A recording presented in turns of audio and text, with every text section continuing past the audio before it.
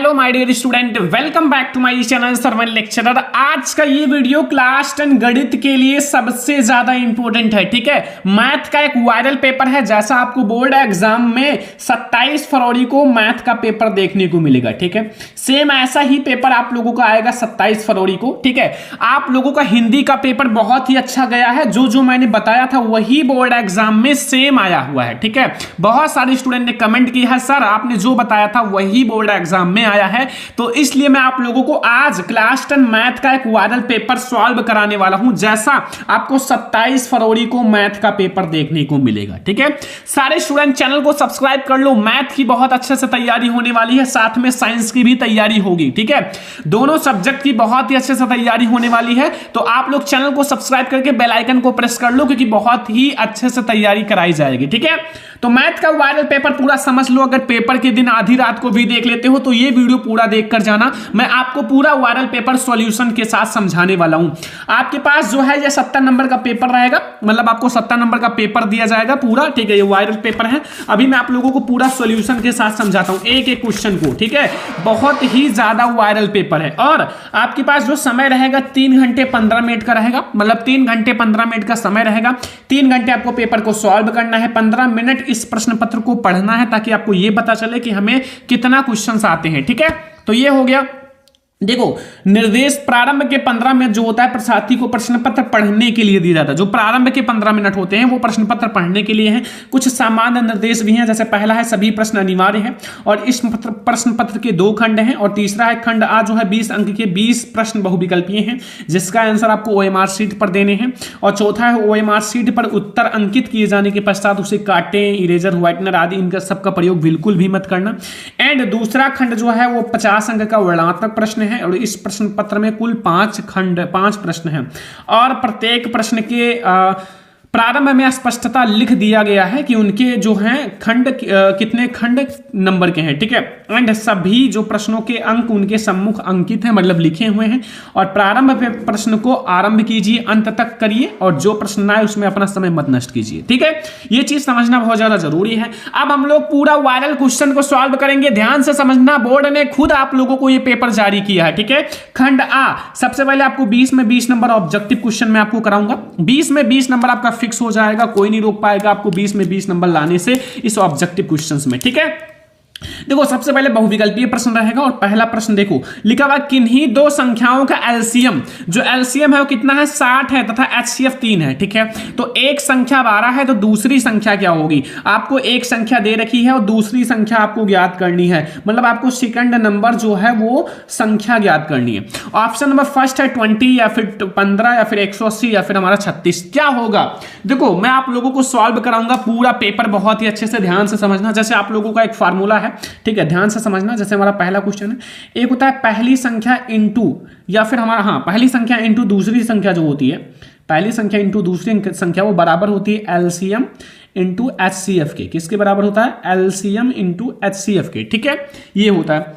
अब आपको पहली संख्या दे रखी है 12। ठीक है, पहली संख्या 12 दे रखी है और दूसरी संख्या हमें ज्ञात करनी है एलसीएम। ठीक है, एलसीएम हमें दे रखा 60 और एचसीएफ हमें दे रखा है 3। ठीक है, तो दूसरी संख्या जो होगा वो बराबर होगा 60 इंटू 3 बटे में 12। ठीक है, 12 पंचे 60, तो दूसरी संख्या जो हो जाएगी वो 15 हो जाएगा आंसर।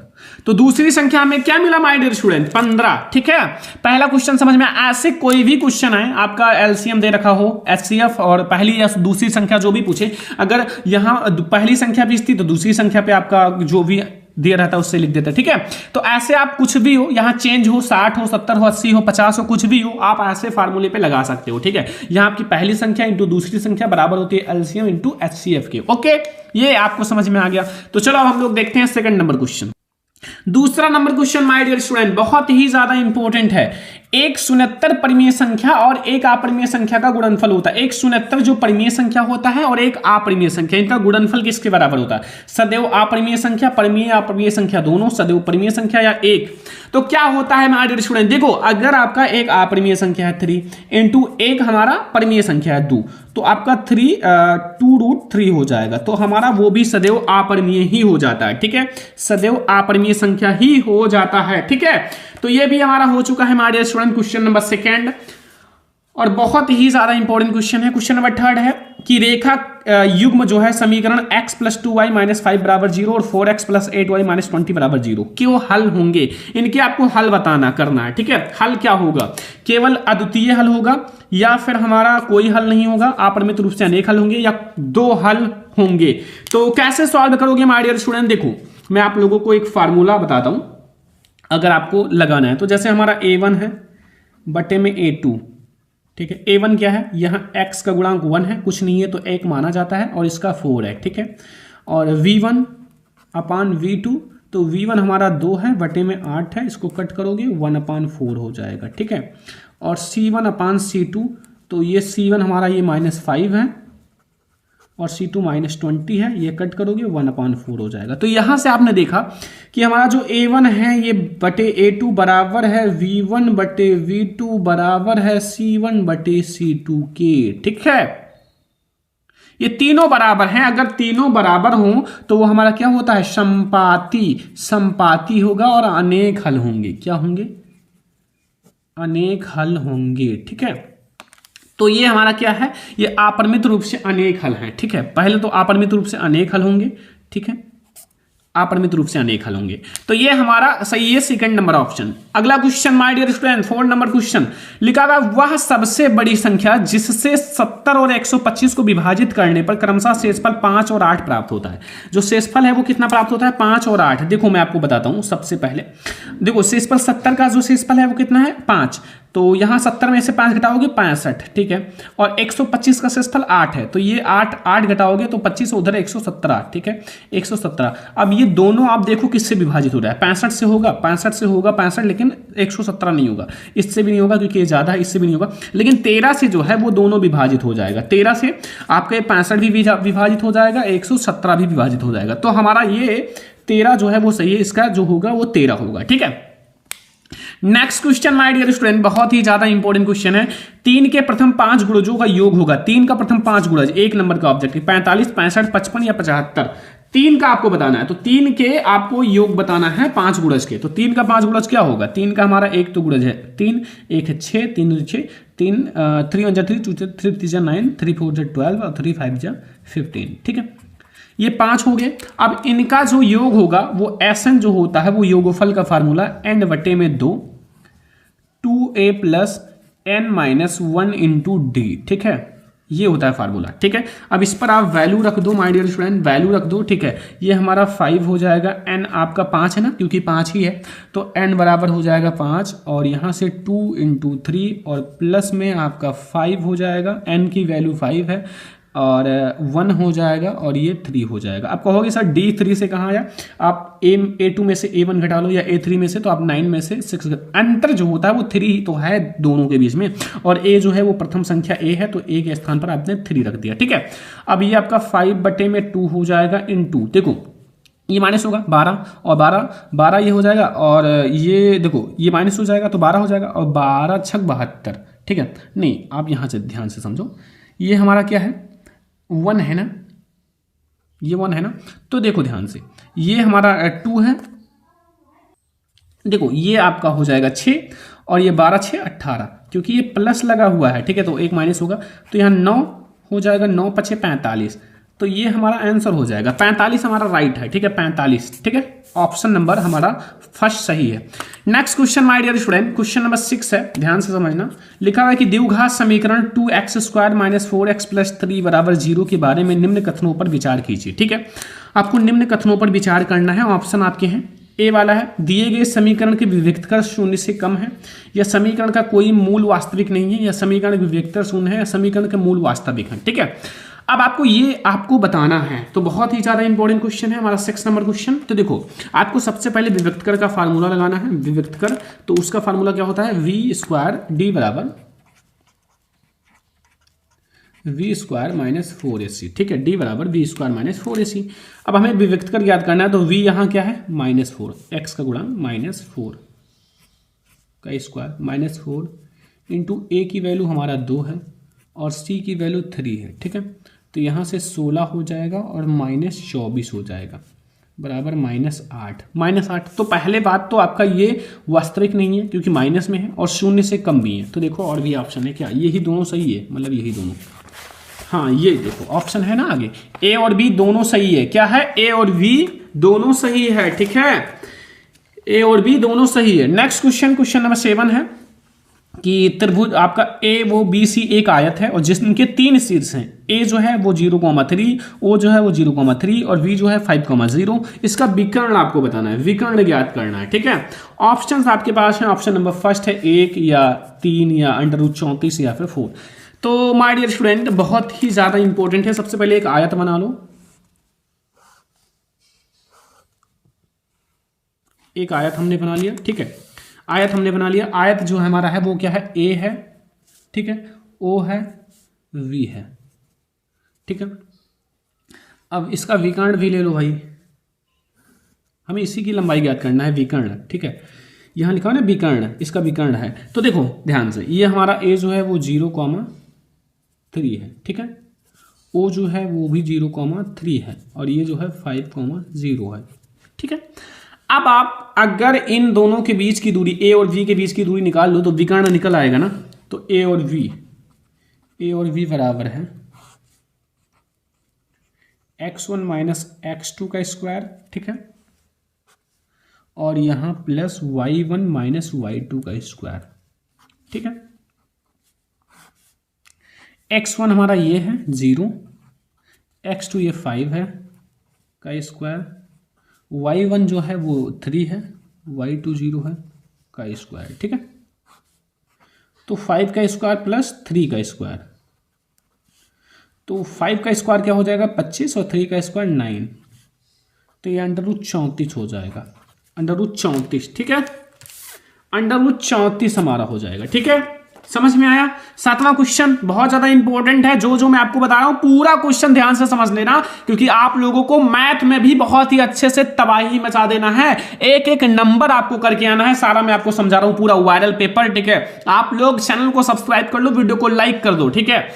यदि जो समीकरण हमारा है x² प्लस के x - 5/4 बराबर 0 का एक मूल जो है 1/2 है, तो k का मान होगा।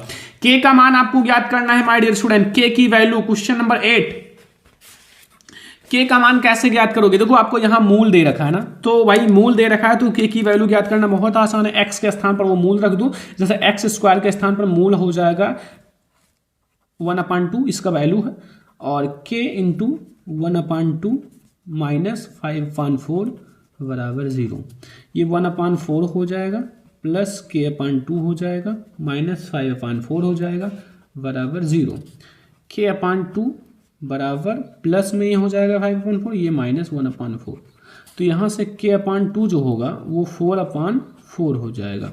यहाँ से k की वैल्यू, ये 1 में 2 से मल्टीप्लाई होगा 2 हो जाएगा आंसर, ठीक है। तो k की वैल्यू क्या आएगी 2, ठीक है, k की वैल्यू हमें 2 मिल गया। समझ में आ रहा ना, सारा क्वेश्चन बहुत ज्यादा इंपॉर्टेंट है, ध्यान से समझना। अगला क्वेश्चन 9 नंबर क्वेश्चन, दो त्रिभुज समरूप होते हैं, दो त्रिभुज समरूप कब होते हैं, 1 नंबर का ऑब्जेक्टिव है, यदि इनके संगत कोण बराबर हो, भाई तब तो समरूप होगा ही, और यदि इनकी जो संगत भुजाएं हैं वो एक ही अनुपात में हो, तो ये भी सही है, उपयुक्त दोनों हमारा सही है, क्योंकि इनके जो संगत कोण हैं वो भी बराबर होंगे तभी ये समरूप होगा, और इनकी जो संगत भुजाएं हैं वो एक ही अनुपात में हो तो भी आपका ये समरूप होगा, ठीक है। तो ये दोनों से उपयुक्त दोनों। अगला क्वेश्चन 10 नंबर, यदि एक समकोण त्रिभुज ABC में कोण C बराबर 90 डिग्री, AC बराबर 3 सेंटीमीटर और BC बराबर 4 सेंटीमीटर, तो बिंदु C से जाने वाली मध्यिका की माप होगी। मध्यिका की माप क्या होगी माय डियर स्टूडेंट, बहुत ही ज्यादा इंपॉर्टेंट क्वेश्चन, मध्यिका की माप।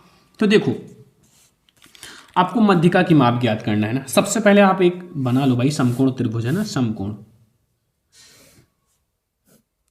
ये समकोण त्रिभुज हो गया, और ये हमारा ABC है ना, A और B है बीच में, तो V आप A एंड V कुछ भी कर सकते हो, NC, ये मध्यिका हो गया, ठीक है। अब देखो ध्यान से, हमारा ये 3 दे रखा है, ये 4 दे रखा है, बस हो गया। हमें AC पहले ज्ञात कर लो, फिर इसका आधा कर लो, मध्यिका यहां तक निकल आएगी, मध्य, ठीक है। तो AV जो है वो कर्ण है, तो AV का स्क्वायर बराबर हो जाएगा VC का स्क्वायर और प्लस AC का स्क्वायर, तो AV का स्क्वायर यानी कि आपको AV VC कितना है 4, तो 4 का स्क्वायर प्लस 3 का स्क्वायर, ठीक है, और रूट कर लो, ठीक है, क्योंकि यहाँ से ए बी केवल हमें रखना है, अंडर रूट हट जाएगा, तो ये 16 हो जाएगा प्लस 9 हो जाएगा बराबर 25। 25 का जो रूट होगा वो 5 होगा। अब हमें ये पूरा 5 मिला है, लेकिन हमें मध्यिका ज्ञात करनी है, तो ए वी बटे में 2 हो जाएगा, यानी कि हम 5 बटे में 2 करेंगे और बराबर 2.5 हो जाएगा, 2.5 सेंटीमीटर, 2.5 सेंटीमीटर, ठीक है, ये वाला सही, 2.5 सेंटीमीटर। क्वेश्चन नंबर 10 2.5 सेंटीमीटर, ठीक है। तो क्वेश्चन नंबर 10 तक आपको समझ में आ गया ना, बहुत ही अच्छे से। क्वेश्चन नंबर 11 पे आ जाओ।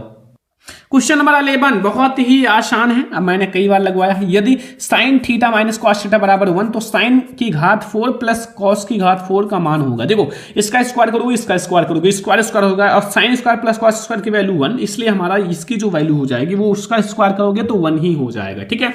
आप लोग चेक कर लेना, 1 आप लोग इसका आंसर आएगा, ठीक है। क्वेश्चन नंबर जो 11 है, ठीक है, तो आप लोग ट्राई भी कर सकते हो, खुद से भी लगा सकते हो, मान लो SW है, ठीक है। अगला क्वेश्चन, साइन 2a बराबर 2 साइन ए, तब सत्य होगा a का मान, a बराबर है, 1 नंबर का ऑब्जेक्टिव है, 1 किसके बराबर होगा। देखो अगर हमें इसे दोनों को बराबर प्रूव करना है तो a की वैल्यू आपको 0 डिग्री रखना होगा। क्यों?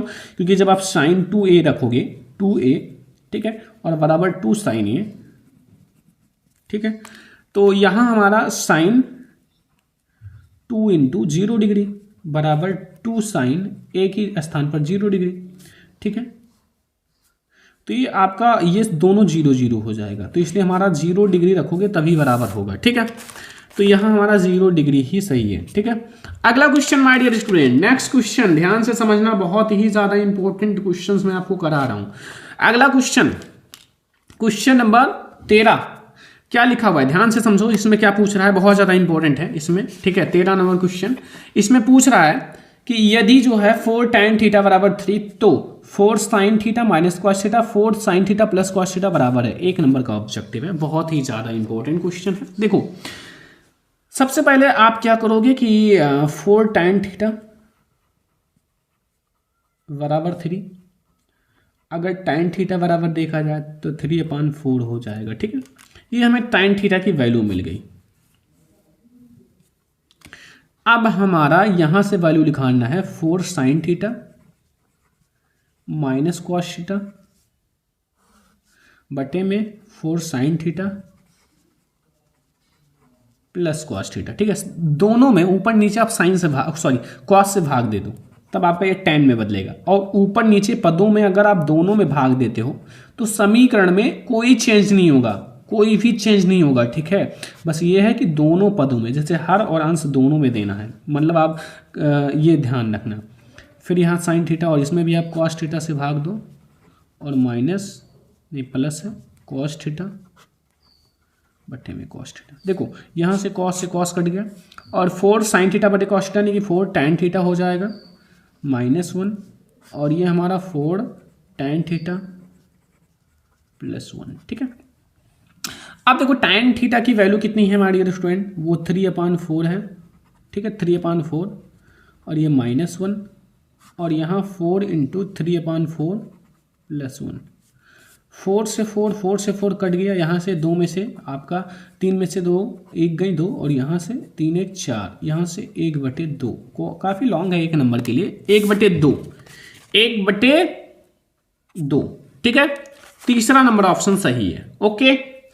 Next question my dear student, देखो नेक्स्ट क्वेश्चन में आपसे क्या पूछ रहा है कि sec a plus tan a जो है एक ब्रैकेट में, फिर 1 माइनस साइन ए का मान होगा। देखो भाई, ठीक है, देखो आप लोग त्रिकोणमिति से बहुत सारे क्वेश्चंस आ रहे हैं, आप लोग देख सकते हो, ठीक है। 13 क्वेश्चन हम लोगों ने सॉल्व कर लिया, अब 14 नंबर क्वेश्चन। देखो यहां आपका है sec a को क्या लिख सकते हैं, 1/cos a लिख सकते हैं, ठीक है, प्लस tan a को sin a बटे cos a लिख सकते हैं, ठीक है। ऐसा कर सकते हैं ना, कोई दिक्कत कोई कंफ्यूजन नहीं। और ये तो हमारा 1 माइनस साइन ए है ही, 1 कर सकते हो। अब देखो यहाँ से इसकी जो एलसीएम हो जाएगा वो कॉस हो जाएगा, कॉस है क्योंकि कॉस है ही, और ये 1 प्लस साइन ए एक ब्रैकेट में, देखो सेम ही है, 1 माइनस साइन ए ये a plus a minus b का सूत्र बन जाएगा ना, a square minus b square sine square a बट्टे में कॉस ए रहेगा। ठीक, अब देखो ऐसा भी आप करोगे वही आएगा। अब देखो ध्यान से कि ये हो जाएगा कॉस, क्योंकि वन माइनस साइन स्क्वायर ए कॉस स्क्वायर ए के बराबर होता है। कॉस से कॉस कट जाएगा, एक यहाँ कॉस ज़्यादा था क्योंकि स्क्वायर है तो एक कॉस रह जाएगा, यही हमारा आंसर हो जाएगा कॉस ए हमारा आंसर हो जाएगा। ठीक है, कॉस ए। क्वेश्चन नंबर 14 का कॉस ए हो जाएगा। क्वेश्चन नंबर 15 पे आ जाओ। यदि जो है त्रिज्या 7 सेंटीमीटर वाले एक वृत्त के एक त्रिज्यखंड का कोण 60 डिग्री है तो त्रिज्यखंड का क्षेत्रफल होगा। त्रिज्यखंड का क्षेत्रफल पाई आर स्क्वायर थीटा बटे 360 यही हो जाएगा, क्योंकि भाई 360 है और यही सूत्र भी होता है। ठीक है, तो यही सही है। अगला question my dear student, 16 number question, बहुत ही ज्यादा इंपॉर्टेंट, पूरा समझ कर जाना। 20 में 20 हम लोग ऑब्जेक्टिव समझेंगे, पूरा पेपर को सॉल्व करेंगे, ध्यान से समझना। ठीक है, बोर्ड ने खुद जारी किया है और आप लोगों को पूरा समझना। एक सुराही निम्नलिखित का संयोजन होता है। एक सुराही किसका संयोजन होता है? सुराही, जैसे एक सुराही है, ये क्या है? बेलन है, नीचे क्या है? गोला है। तो बेलन और गोला, एक गोला और एक बेलन का संयोजन जो होता है एक सुराही होता है। ठीक है, एक सुराही में एक गोला होता है और एक बेलन होता है। ठीक है, तो 16 क्वेश्चन समझ में आ जाए। 17 number question my dear student, बहुत ज्यादा इंपॉर्टेंट है। 1 से 10 तक धनात्मक विषम संख्याओं का समांतर माध्य होगा। 1 नंबर का ऑब्जेक्टिव है 1 से 10 तक धनात्मक विषम पूर्णांक, 2 होगा या 4 होगा या 3 होगा या 5 होगा। तो 1 से 10 तक हमें ज्ञात करना है ना। क्वेश्चन नंबर 17 विषम है भाई, तो विषम यानी कि हमारा 1 है, फिर 3 है, फिर 5 है, फिर 7 है, फिर 9 है, बटे में 1 2 3 4 5। वैसे भी ये देखो मध्य में 5 है तो 5 ही आएगा, अभी देखना। ठीक है, अब इसको आप जोड़ोगे तो ये हो जाएगा 25 बटे में 5 बराबर 5। मैंने बताया था 5 है क्योंकि मध्य में है। ठीक है, मध्य में आपको माध्यिका हो जाती है, तो 5 हो जाएगा। ऑप्शन नंबर 4 सही है।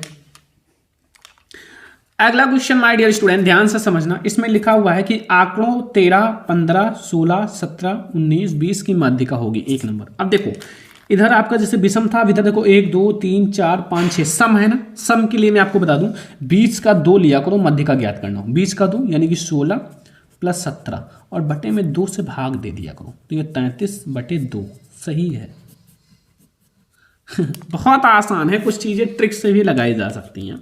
ठीक है, अगला क्वेश्चन 19 नंबर कि यदि कुछ प्रेक्षणों का माध्य जो है वो 27 है तथा बहुलक 45 है तब माध्यिका होगा। तब इसकी माध्यिका ज्ञात करनी है। 32 होगा या 34 होगा या 33 होगा या इनमें से कोई नहीं। तब आपकी जो माध्यिका होगी वो क्या होगा, तो इसको भी हमें सॉल्व भी करना पड़ेगा, वैसे नहीं पता चलेगा माध्यिका। ठीक है, तो फार्मूला है बहुलक बराबर 3 माध्यिका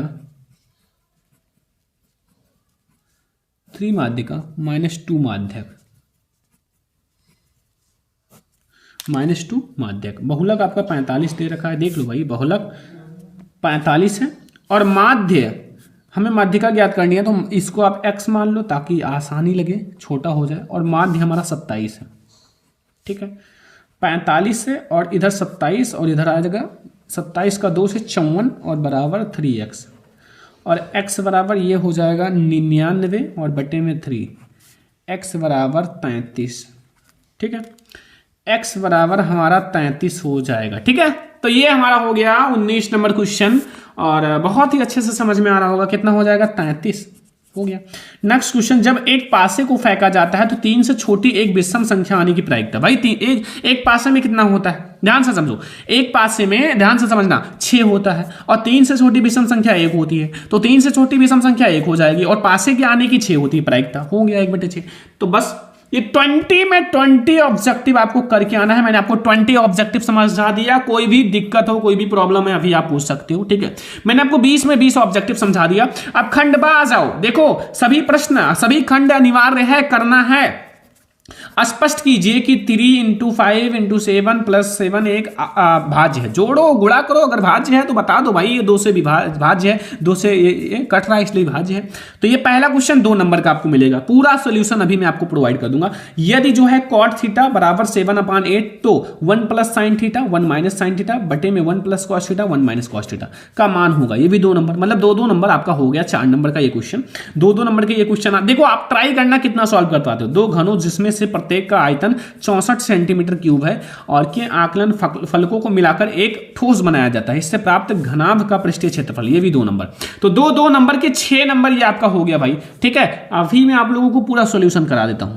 इसमें जितने भी क्वेश्चन है भाई पूरा अच्छे से समझ लेना, एक एक क्वेश्चंस को। ठीक है, एक भी क्वेश्चन मत छोड़ना वरना बोर्ड एग्जाम में अच्छा नहीं कर पाओगे, क्योंकि इसमें भाई बहुत ज्यादा इंपॉर्टेंट ये वायरल पेपर है। लिखा हुआ निम्न आंकड़ों का माध्य होगा, वर्ग अंतराल है 10 से 20, 20 से 30, 30 से 40, 40 से 50, 50 से 60, 60 से 70 और बारंबारता है 2, 7, 12, 15, 8, 6। ये भी 2 ही नंबर का है। माध्य का फार्मूला लगाओ, आ जाएगा। अंगा नंबर क्वेश्चन है, बिंदु जो है -4 और बिंदु ए बराबर हमारा है -6,10, बी बराबर 3,-8 को जोड़ने वाले रेखाखंड को किस अनुपात में विभाजित, अनुपात M1 M2 ज्ञात करना है। सब कुछ बता रखा है, देख लेना। आपको टाइम है, अभी मैथ का पेपर 27 को है और इसलिए मैं आपको पहले ही वायरल पेपर दे रहा हूं कि आप लोग इसको सॉल्व करना अच्छे से और आप लोगों को इसका सॉल्यूशन भी प्रोवाइड कर दूंगा। ठीक है, अगला चा वाला, x और y में ऐसा संबंध ज्ञात कीजिए कि बिंदु जो है x, y बिंदु 3,6 और -3,4 को समदूरस्थ है। ये भी 2 नंबर का। 2 नंबर के आपके कई सारे क्वेश्चन आते हैं। अब देखो दूसरा क्वेश्चन है, निम्नलिखित में से 5 खंड आपको करने, 5 प्रश्न करने हैं, 4 नंबर के हैं। ठीक है, 6-7 क्वेश्चन होंगे जिसमें से आपको 5 करने हैं। 5 क्वेश्चन जो बिल्कुल आता है 100% वही करना। ठीक है, फालतू का मत टाइम अपना वेस्ट करना और फालतू का दिमाग मत लगाना। ठीक है, जो आता है उसको करना। का वाला, द्विघात बहुपद 6x² - 3 - 7x के शून्य ज्ञात कीजिए और शून्यकों का गुणनकों के बीच संबंध भी सत्यता की जांच कीजिए। ये भी 4 नंबर आपको देकर जाएगा माय डियर स्टूडेंट। 4 नंबर का क्वेश्चन है, बहुत ज्यादा आसान है, द्विघात समीकरण से है। इसका आप शून्य ज्ञात कर लो, फिर आप क्या है इसमें बीच में आपका गुणांकों का संबंध ज्ञात कर लो। तो अगला क्वेश्चन खा वाला, 2 संख्याओं के वर्गों का अंतर 180, छोटी संख्या का वर्ग बड़ी संख्या से 8 गुनी है, दोनों संख्याएं ज्ञात कीजिए। ये भी 4 नंबर आपको देकर जाएगा, दोनों संख्याएं। ठीक है, और गा वाला क्वेश्चन है, सिद्ध कीजिए कि किसी वृत्त के किसी व्यास के सिरों पर खींची गई स्पर्श रेखा समांतर होती है। ये भी 4 नंबर। 4 नंबर के क्वेश्चन है माय डियर स्टूडेंट और बहुत ही इंपॉर्टेंट है। घा वाला है, सिद्ध कीजिए कि किसी बाह्य बिंदु से किसी वृत्त पर खींची गई स्पर्श रेखाओं के बीच का कोण स्पर्श बिंदु से मिलाने वाले रेखाखंड द्वारा केंद्र पर अंतरित कोण का संपूरक होता है। ये सारा आप लोगों को पढ़ाया गया है और अगर आपने नहीं पढ़ा है पढ़ लो। ठीक है, इसलिए मैं आपको वायरल पेपर पहले ही सॉल्व करा दे रहा हूं। अभी मैं आपको बताऊंगा, इसका भी सॉल्यूशन आपको दे दूंगा। एक थैले में 3 लाल और 5 काली गेंदें। इस थैले में से एक गेंद यादृच्छा यानी कि बिना देखे निकाली जाती है। इसकी प्रायिकता क्या है? गेंद पहला लाल हो या फिर लाल नहीं हो। ये भी 4 नंबर देकर जाएगा। नेक्स्ट क्वेश्चन चा वाला कि नीचे दिए हुए बटन का माध्य जो है 28.5 है, यदि बारंबारताओं का योग 60 और एक्स वाई का मान वर्ग अंतराल 0 से 10, 10 से 20, 20 से 30, 30 से 40, 40 से 50, 50 से 60 और बारंबारता 5x 20, 15y 5। ये भी 4 नंबर का। तो ये 4 नंबर के क्वेश्चंस आपको मिलेंगे जो आपके बोर्ड एग्जाम के लिए वेरी इंपॉर्टेंट है। ठीक है, इसका मैं आपको अलग से सॉल्यूशन प्रोवाइड कर दूंगा बोर्ड एग्जाम की कॉपी में। लेकिन अभी आप देख लो कैसा पेपर आएगा, पूरा पेपर आप ट्राई करो कितना सॉल्व कर पाते हो। ठीक है, ये तो जानना जरूरी है ना आपको।